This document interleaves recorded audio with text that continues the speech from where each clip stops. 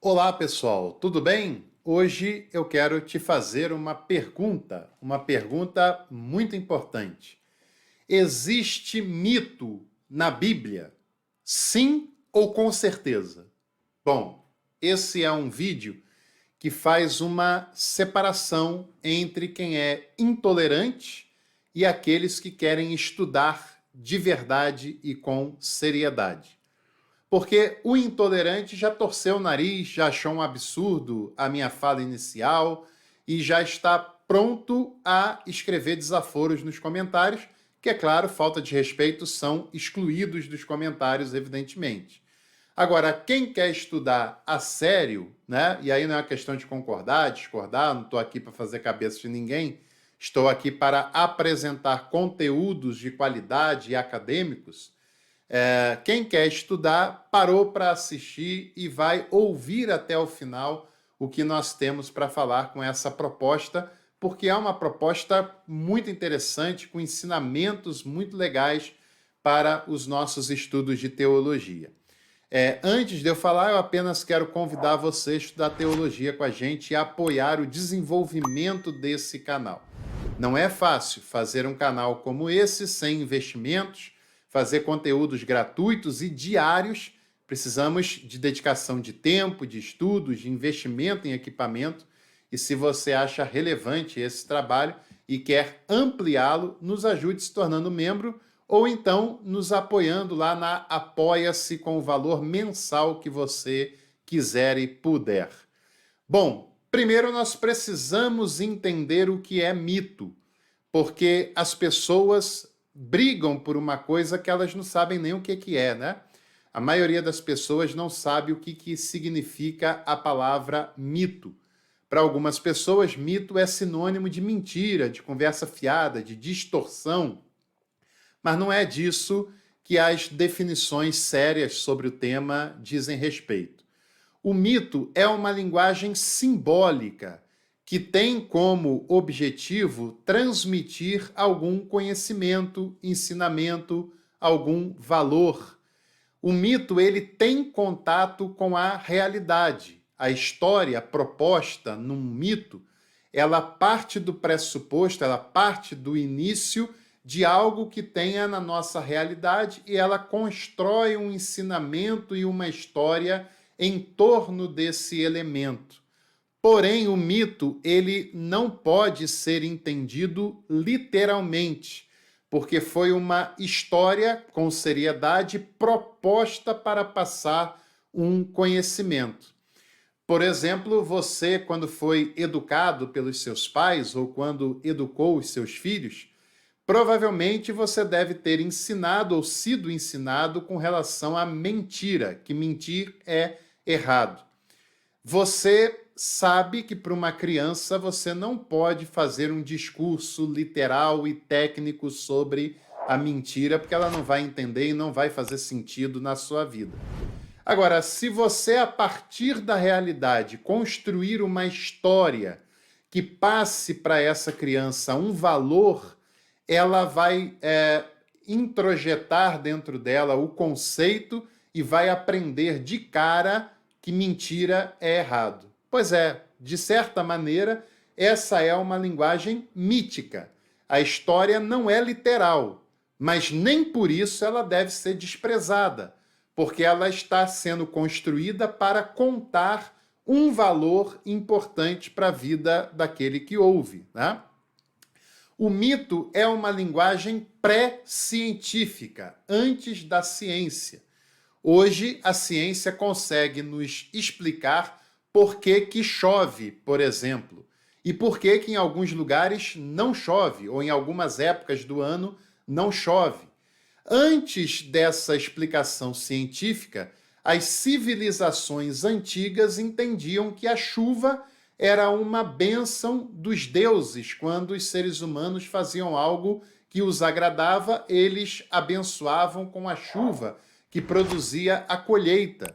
Quando havia um período de seca, é porque essas divindades estavam mal-humoradas, estavam de mal com o ser humano e não permitiam que chovesse por conta daquilo, né? Mas hoje, por exemplo, esse caso, A ciência já consegue explicar qual é o fenômeno que produz chuva ou que não produz chuva, produz seca, por exemplo, né? Na mitologia grega, que é talvez a mais conhecida por todos nós aqui, porque os gregos foram os construtores do modo de se pensar do Ocidente, né?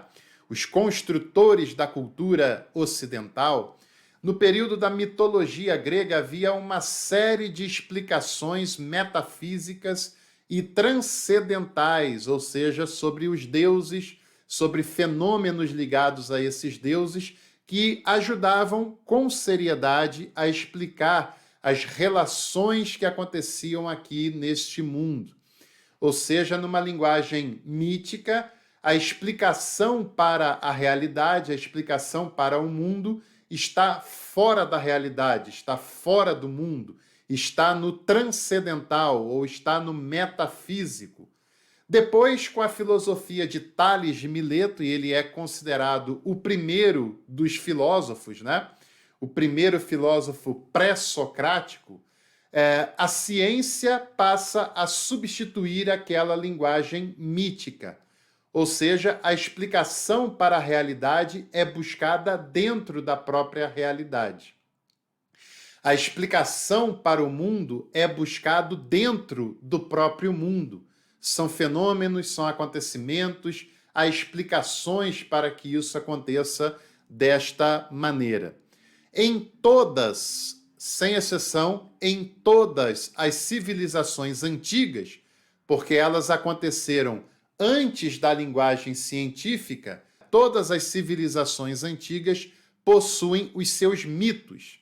Mito fundante, um mito de criação, um mito de explicação de fenômenos, os mitos ligados à religiosidade.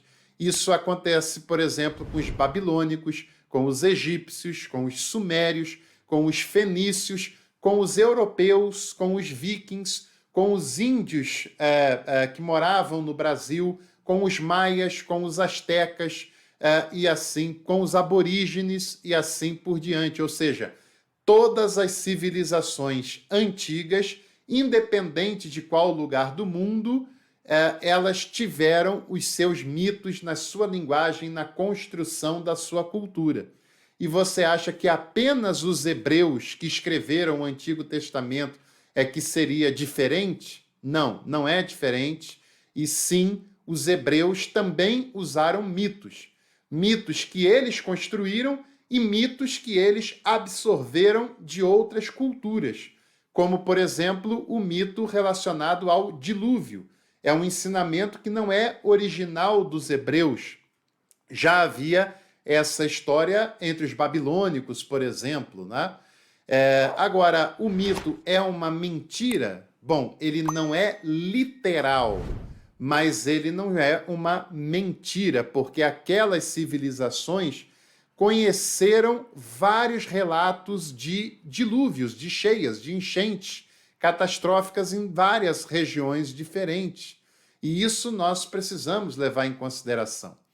Quando a Bíblia fala que o mundo foi criado em 6 dias e que no 7º Deus descansou, é claro que essa expressão cosmogônica do povo hebreu, ela não é uma linguagem literal, não foi literalmente assim. É uma expressão contada de uma maneira mítica que quer ensinar que tudo que foi criado de modo planejado, organizado e, no caso dos hebreus, criado por um Deus que faz parte da sua religiosidade e da sua cultura religiosa. Isso é muito interessante, né? São histórias que são muito importantes para a religiosidade. Passam valores culticos, valores essenciais, valores morais, éticos. É a formação nacional, é a formação de uma religiosidade, mas eles não podem ser considerados literalmente. Mesmo não sendo considerados literalmente, não faz deles algo que pode ser rasgado e jogado fora, evidentemente. Tem algumas pessoas que não entenderam nada da Bíblia, claro, que falam, se essa passagem é um mito, então eu posso rasgar e jogar fora? Eu posso jogar a Bíblia fora por causa disso? Gente, se você pensou em falar essa frase, guarda ela para você não passar vergonha em público. Porque essa frase demonstra uma ignorância insuperável, ignorância essa que é construída pelas leituras igrejeiras sobre os textos bíblicos. Porque essa leitura, primeiro, demonstra que não entendeu nada, absolutamente sobre a Bíblia. E segundo, que é uma leitura que despreza a Bíblia porque não a estuda com seriedade e com profundidade. Uma leitura, mesmo sendo mítica, como o exemplo que eu dei da criação do mundo, de Adão e Eva, por exemplo, da Torre de Babel, por exemplo, do dilúvio, não quer dizer que pode ser rasgado e jogado fora, porque ela continua tendo valor. Ela apenas não é uma história literal, mas ela traz valores para a identidade nacional, valores para a religiosidade daquele povo e daquela cultura, valores morais e éticos, por exemplo, né? O Êxodo também tem uma parte mítica, porque quando a Bíblia fala da quantidade de pessoas, do trajeto que fizeram, a gente percebe que é um trajeto que não levaria nem de perto 40 anos para ser atravessado. Também não pode ter aquela quantidade de pessoas todas, porque se tem 2 milhões de pessoas no deserto ou perto disso, e o Egito tem 3 milhões e meio de habitantes, acaba o país, simplesmente acaba. E outra, não tem registro arqueológico de tanta gente passando pelos lugares que o texto disse passar. É claro que esses números e essas ênfases têm um propósito de identificação nacional e de construção de uma religiosidade. O fato de não ser podido entendê-lo literalmente não significa que ele deve ser desprezado. Rudolf Bultmann propôs um método de desmitologização, ou seja, entender o texto por além do mito, tirar a expressão mítica e compreender o seu ensinamento, o seu valor, aquilo que ele pode acrescentar para a nossa vida, ou seja, o querigma, aquilo que deve ser pregado para a fé no texto bíblico e em Deus mais especificamente. Paul Tillich chegou a sugerir para Bultmann que a linguagem mais correta seria desliteralização do texto, ou seja, não entendê-lo literalmente, mas entender o valor e o conteúdo que ele tem para a fé, que na prática acaba sendo a mesma coisa. Na Idade Contemporânea, nós temos a chamada crítica das formas, que atrai muito a atenção de Rudolf Bultmann, que era a ideia de analisar o texto para além da sua forma, além do que ela nos apresenta inicialmente, mas compreender o valor, a construção e o objetivo que estão por detrás daquela forma que nos é aparente, né? É absolutamente normal que a Bíblia tenha usado linguagens míticas, porque ela faz parte de uma civilização antiga, milenar, que tem muitos valores, muitos ensinamentos, muitas riquezas, e quando nós estudamos esses textos com seriedade e não com os preconceitos igrejeiros que as lideranças eclesiásticas tentam colocar na nossa mente sem entender nada do texto, nós compreendemos com mais profundidade o valor e a riqueza daquela cultura, daquele texto, daquela expressão religiosa, e isso fortalece ainda mais a nossa fé, ao invés de destruí-lo, como muitos ignorantes tentam colocar na sua mente. Se você gostou desse vídeo, deixe seu like, compartilhe o nosso conteúdo e também venha estudar teologia com a gente, teologia bíblica, sistemática, pastoral, teologia, história da teologia. É só você se tornar membro Café Completo e começar hoje mesmo. E aqui na descrição tem links de vários cursos que vão fazer muito bem para a sua vida. Um abraço e até a próxima.